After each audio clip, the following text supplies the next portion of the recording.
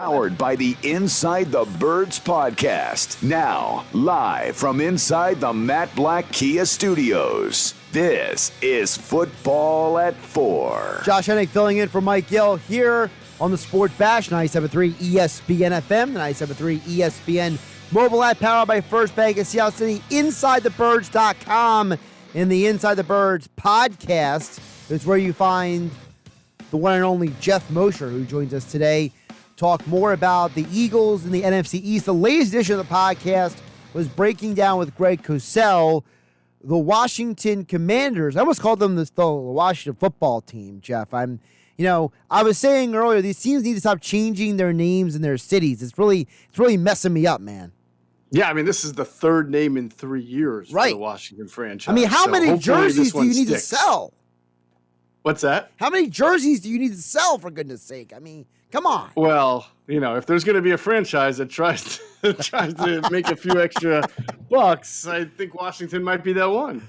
Yeah, considering Daniel Snyder is being accused of lying about his financial records by the SEC. Yeah. And we're not talking about the Southeastern Conference. He's talking about the government accusing him. So. Now, I'm not a huge international soccer fan, European soccer, or anything like that. I mean, I watch the World Cup, but there was something cool to me about Washington football team, where if they had made it Washington Football Club, I probably would have appreciated the uniqueness of that too. But I knew they weren't going to keep that around. Yeah, well, I'm still calling them the Washington football team sometimes. I'll run into people, like, oh, Washington football team. And they're like, yeah, man. And I'm like, they didn't even catch it. Yeah. We're all still it's just over almost half our heads already still. I think it was easier to adjust to saying it than writing it. Writing Washington football team was really weird because a lot of times when you second reference a team or when we talk about the Eagles, we don't say Philadelphia Eagles. Just saying, so-and-so caught a 5-yard pass for the football team was really odd. That part was strange. Yeah. I assume in that case you might have just said Washington in that case probably instead of the football team. Yeah, but you can't just write a whole, 500-word story and use Washington 35 times. You got to mix it up. Good point. Well, you guys are talking about the Washington Commanders with Greg Cosell this week. And I think for a lot of people out there, when they look at the NFC East, they look at the Eagles and how they match up against their rivals, the natural inclination is to first go to the former Eagles quarterback, Carson Wentz. So, what is a realistic expectation of the Washington offense with Carson Wentz? Well, as we talked about in our preview show with Greg Cosell on Inside the Birds, there are certain things that Carson Wentz does well. I know that the recency bias thing makes everyone think that Carson Wentz sucks, but he actually had some pretty good games last year. And in totality, a decent season that just came to a crashing end because of a variety of reasons. But Greg brought up that Carson in Frank Reich's pure West Coast offense was never the best fit because Carson, and we've seen this ourselves when he was playing well, was a downfield thrower, a second reaction type play kind of guy, not necessarily the best with the timing and the rhythm of the short throws across the middle that you commonly see in a West Coast offense. So when you combine him with what Scott Turner does, which is a lot of RPOs, which Carson was excellent at, especially as an Eagles quarterback, and a lot of downfield throws, which is what Scott Turner does because he's the son of Norv Turner, and everyone knows Norv Turner and the four verticals and all that, like to push the ball down the field. So, yeah, there's probably a better system fit here for Carson Wentz. So, I don't know. You asked a question, what kind of year? I don't know what kind of numbers we're talking about, but I just think there's an opportunity for him to look more like the Carson Wentz, not of 2017. You're never going to see that again, I don't think, but maybe of 2018.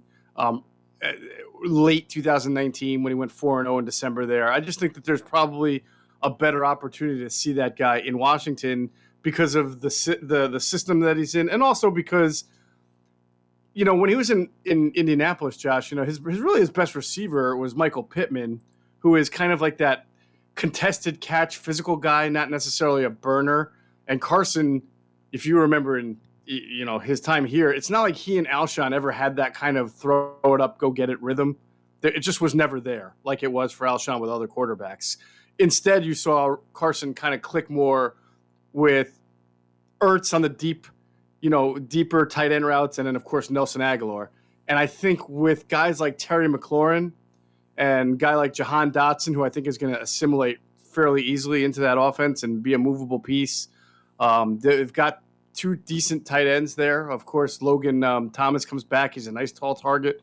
Diami Brown, the rookie last year. I just think that, and Curtis Samuel, of course, I think the RPO game and the downfield offense has a chance to be pretty good for Washington with what they have now, as long as they can block it up. And that'll be their big question, because the interior of their offensive line is not their strong point. Now, with all that being said, you mentioned some of those offensive weapons. One of the reasons why the Eagle fan out there is like, yeah, we got James Bradbury, yeah, we got Hassan Reddick, is because the Eagle fan knows that if you're playing Washington and you're playing Dallas, they got some offensive talent down there. You mentioned Terry McLaurin. They got Jordan Reed, Antonio Gibson. How do you tier Washington's offensive weapons? Because you just said Wentz is not a guy who's going to, throw the deep ball constantly. He likes to throw deep, but he's not a guy who always looks for the number one receiver. So how do you think Washington's offense gets tiered with Wentz as quarterback versus somebody else? Well, I think that it's going to look more like what you've expected from a Ron Rivera / Scott Turner offense, which is it's going to be predicated on running the ball to put the quarterback in good play action scenarios. So you might see Carson Wentz under center more than you did last year with Indianapolis. Although granted, they ran the ball a lot in Indianapolis, and I don't know, he might have been under center a lot there too. I do not know. And again, I think you're going to see a good reprisal for Carson of the RPO game. And I think with guys like McLaurin and guys like Jahan Dotson, who are precise route runners and can hit that quick intermediary throw, probably also better for that kind of an RPO system than what he had in Indianapolis a little bit, I would say. So, yeah, I think you're going to see Ron Rivera's not stupid. He knows that he went out and signed two veteran, aging, probably past their prime guards in Trey Turner and in Andrew Norwell. Both guys who were good, but not what they used to be. And so that'll be their struggle. So when you have a struggling interior, you're trying to run that quicker RPO stuff, and then you're trying to work off play action. You want to be ahead of the sticks. You want to be at 2nd and 3, so that if you're bringing Carson under center a little bit and pretending to hand off, then you give him the opportunity to throw the ball downfield, because the defense is in kind of a run look at the time. But if they have to throw the ball 40 times out of shotgun, sort of like Carson's last year with Doug Peterson, it ain't going to work, and it's going to be a disaster. But that's sort of also, Josh, where like the defense comes in and has to be back to 2 years ago. It has to be a very good defense so that you're not asking this offense to go out there and average 34 points a game. Geoff Mosher here on Football at 4, powered by the Inside the Birds podcast, the late edition with Greg Cosell, doing a deep dive into the Washington Commanders. I'm trying to get that name right here. Washington Commanders, not the Washington football team anymore. Make sure you download the Inside the Birds podcast for the full deep dive from Greg Cosell. One of the things you guys also mentioned was the usage of Antonio Gibson. And you just mentioned about, the play action and the RPO. Now, Gibson is not a traditional in-between the tackles guy. So, right. How do they balance that? Because J.D. McKissick isn't either. Jared Patterson, he did it at Buffalo, but, he's barely my height, basically, Jared Patterson. And Brian Robinson, when he was at Alabama, he's a bigger boy than those other guys, but I'm not going to sit here and act like he was a bowling ball either. So if you're a team that's saying, we're going to do play action and RPO, but you have a bunch of guys who are not really Jonathan Taylor, for example, how does that work?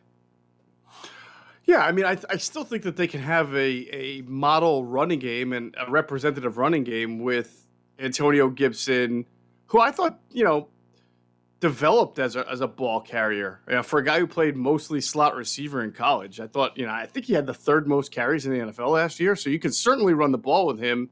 And Greg Cosell is very, very high on Brian Robinson coming out of Alabama, to the point where Greg felt that Robinson's skill set, to really the point you're making, is more of a feature back skill set than even Antonio Gibson. But that's fine for Rivera, who's always been kind of a running back by committee guy anyway. I think we talked on Monday about when he was with Carolina and Cam had his MVP season, they were running the ball with Jonathan Stewart and D'Angelo Williams, and they had the top rushing game. You added the running element from Cam Newton, and they were one of the best running teams in football, and he's always been that way. So whether or not Gibson is the primary ball carrier or the secondary, it doesn't matter. If Brian Robinson's as good as people think he's going to be as good as Greg Cosell thinks he can be, you got a nice dynamic 1-2 punch there.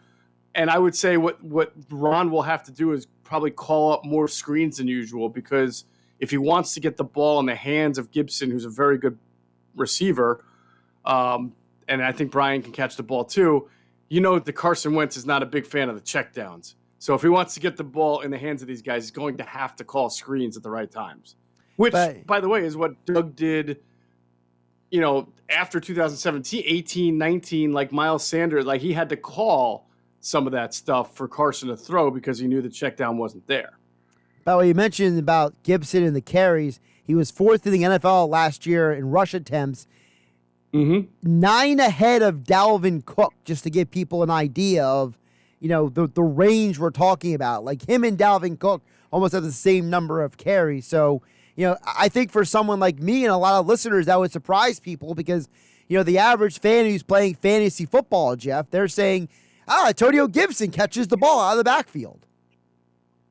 Yeah, no, I mean, I think they would have liked to have had him catch more balls out of the backfield, but this was a team that lost Fitzpatrick early, was back to Taylor Heineke. Gibson himself battled a foot injury, I believe, and a leg injury almost all year long. It's amazing that he was actually fourth in the NFL in carries with all the injuries that he was dealing with, and that's something that you want to be cautious of too from a fantasy standpoint. Also, you seem to have the stats in front of me. I don't. I would say I would bet his yards per carry average was not very impressive for someone who carried the ball as much as he did. It was probably in the low 4s, whereas a guy like Dalvin Cook and Miles Sanders and Nick Chubb, they're over 5 yards per carry, even if they're not carrying the ball that much or whatever.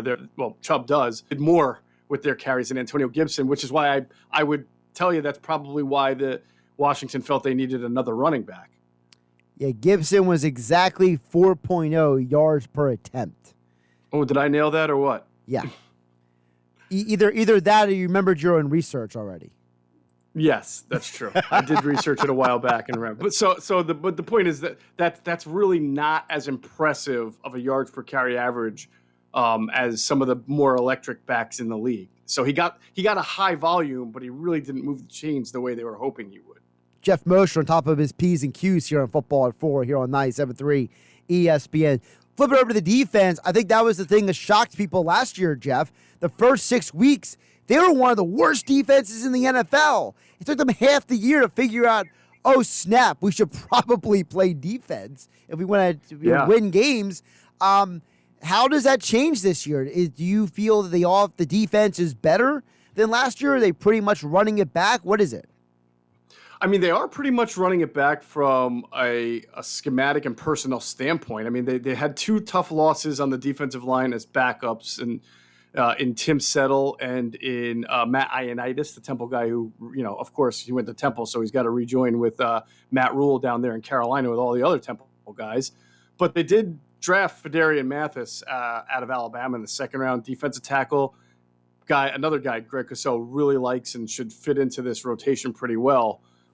So the issue to me is not talent, Josh. I think last year, unlike the Eagles, where I think the coordinator had to make up for some of the talent deficiency, Jack Del Rio sort of did the same thing as far as scheme by switching things. He went from zone, which he usually plays, to man defense halfway through the year, and you saw a big difference in the results. Now, why he felt to do that, they just weren't carrying out their assignments well. Adam Kaplan kind of reported on our podcast, maybe people too were freelancing a little bit too much. So they've got to get back to playing together as a team. And of course, Chase Young was off to an okay start and then got hurt out for the year. He's got to come back sort of with a chip on his shoulder. But that front four with 4 first-round picks, Deron Payne, Jonathan Allen, Chase Young, and Montez Sweat is undoubtedly, in my mind, unequivocally the best front four in the division, and maybe in football. I mean, it's that good when those guys are all playing for each other. Remember, there was a sort of an altercation, I think, between Payne and Jonathan Allen on the side. I mean, they had such a rough season with COVID and with the rotating quarterbacks and everything. So if they can get off on a better start and generate some momentum, they can be a very difficult team. I do believe that their defense is really good from top to bottom. I think their linebacker, Jamin Davis, they drafted in the first round, probably get better.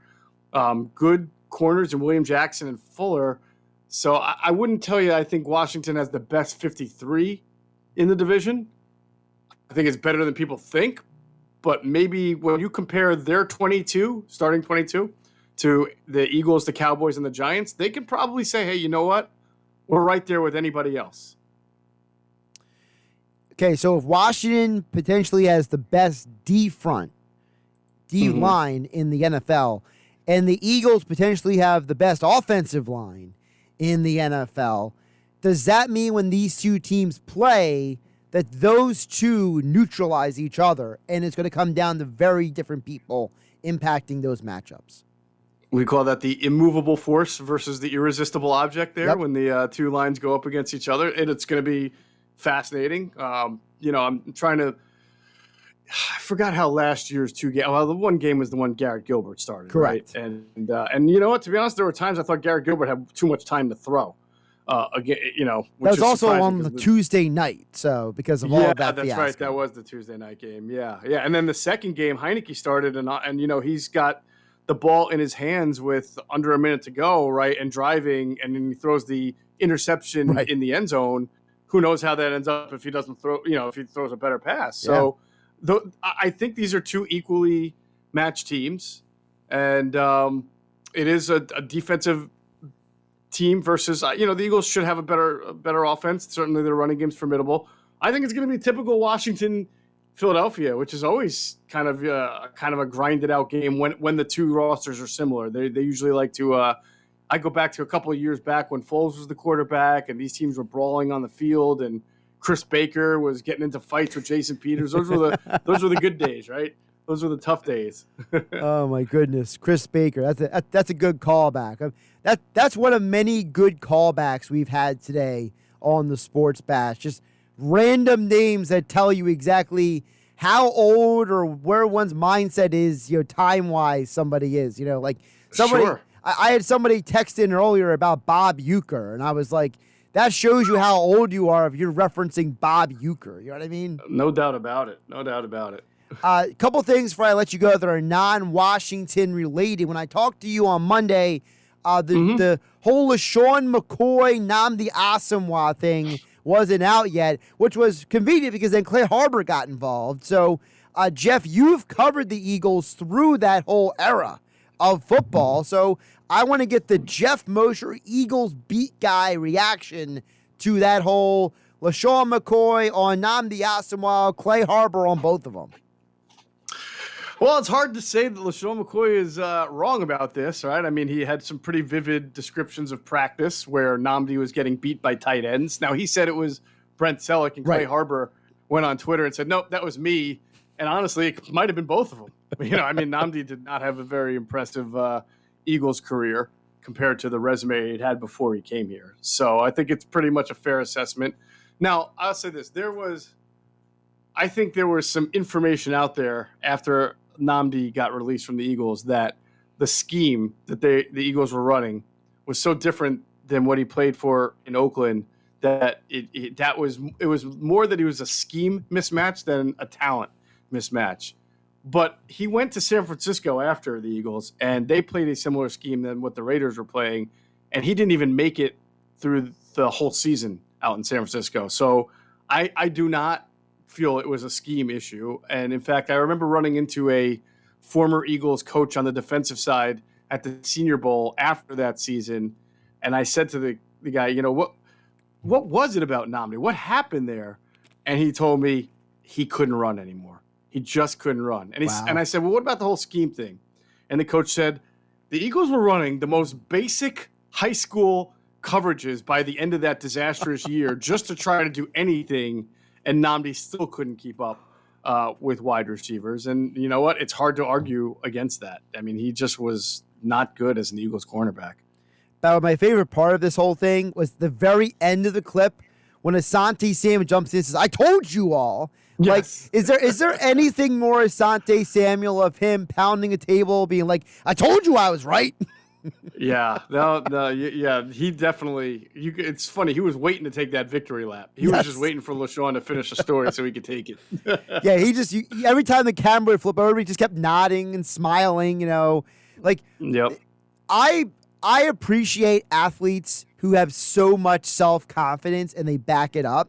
And I feel like Asante Samuel is like on like the top 10 list of guys whose like bravado, they actually were able to back it up. Yeah, Asante was like that. It's sort of a shame. Asante always idolized Deion Sanders, right? And they were the same kind of guys as far as they talked, and then they backed it up. Yeah. Deion once went on NFL Network, was on it when he was working for the NFL Network, once called Asante Samuel the best off corner in football. And Deion did not, well, I can't say the intent. I spoke to Deion after, and he said I wasn't trying to diss the guy by calling him an off corner. That is the scheme that he flourished in, and I wasn't saying that just to rub it in. But Asante took it really personally. That his idol didn't call him the best corner, but called him the best off corner in football. And I don't know if they've ever patched it up. I don't know, because Asante is, very, he's a stubborn dude, right? I mean, he feels what he feels. He was one of the best cornerbacks, bar none, in the league. Doesn't matter what scheme. So it was always a shame to me that like a guy and his idol sort of couldn't see eye to eye because of that. But it just is a testament to how strongly of an opinion Asante had about his skills and his abilities, that he would even take what was supposed to be, at least from Deion's words, a compliment and turn that into disrespect. Geoff, before I let you go, I have a non-Eagles question for you because I know you're also a baseball guy. So I want to ask you my poll question today because I'm getting a very heavy tilt on the vote. So my question is, which Phillies team that got to the World Series but didn't win it was the better team? Right now, 81% is going 2009 Phillies over 93 Phillies. Geoff Mosher, your thought? Wow. I think I would agree with the 09 Phillies because I think if we're all being honest, 93, Mitch Williams in a big spot. I mean, Mitch had a great year, but he was kind of known to give him up every once in a while. And that Blue Jays team, like a mini dynasty. They won 2 years in a row, if I'm not mistaken. Yes. I mean, Joe Carter. I mean, that was a good team, but I felt like that Phillies team sort of just was kind of came out of nowhere. They weren't expected to win. And I do think talent for talent, the 2000, you said 9 team, right? 9. Yeah, the one that lost to the Yankees. Yes. Yeah, that was that. I mean, the pitching alone, the starting pitching that they had, bullpen, although they weren't the same without Lidge being perfect. I would give the 2009 team by a hair, just probably on the starting pitching. Well, it's funny you said the starting pitching because I went through the starting pitchers and people, I think, not you specifically, Jeff, but there's a lot of people out there forget Halladay didn't come till 2010. Right. That so 2009 was Cliff Lee, Pedro Martinez halfway through the year, but you started the year with Hamilton, Moyer, and J.A. Happ and Brett Myers. And it's like, it's not like you were running out there with the 4 horsemen you had a couple of years later. So, sure. To but me, Cliff, go ahead. Was it my memory is jogging? Was it Cliff or was it Hamels who blew a 4-0 lead in? Was it game 2 or 3 against? Didn't they blow a big lead in that game that you would ordinarily expect them to be able to hold on to? Or am I thinking? I think it was 1 or 3 because I believe Pedro pitched game 2, if my memory reminds me. Because I think it was Pedro pitched game 2. I think Cliff pitched game 1 and Hamels pitched game 3. But so it was one of those two. They definitely blew the lead.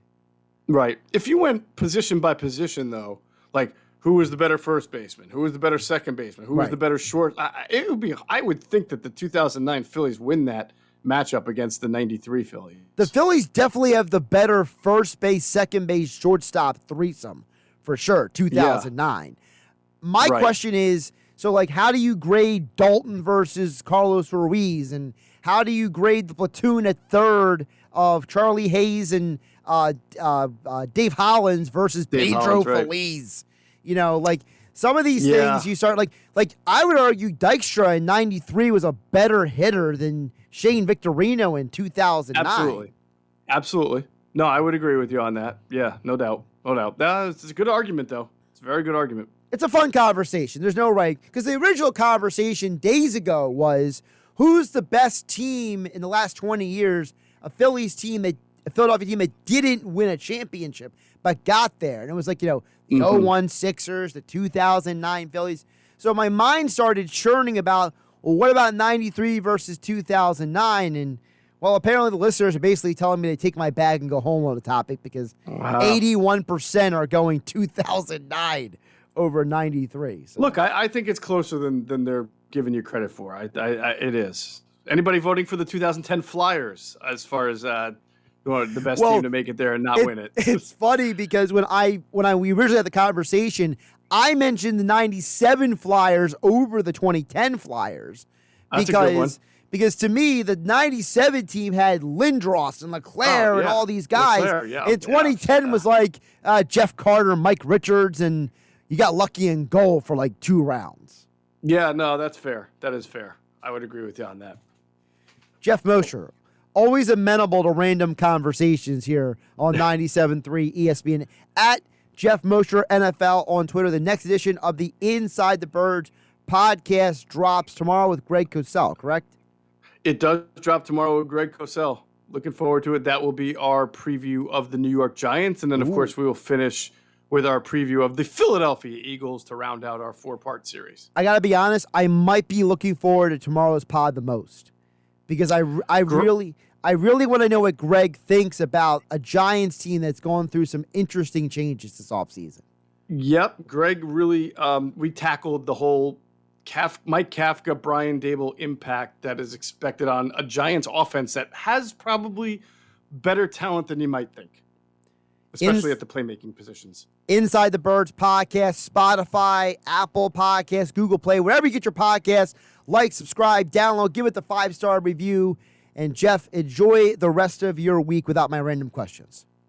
All right, Josh, have a great rest of your week too.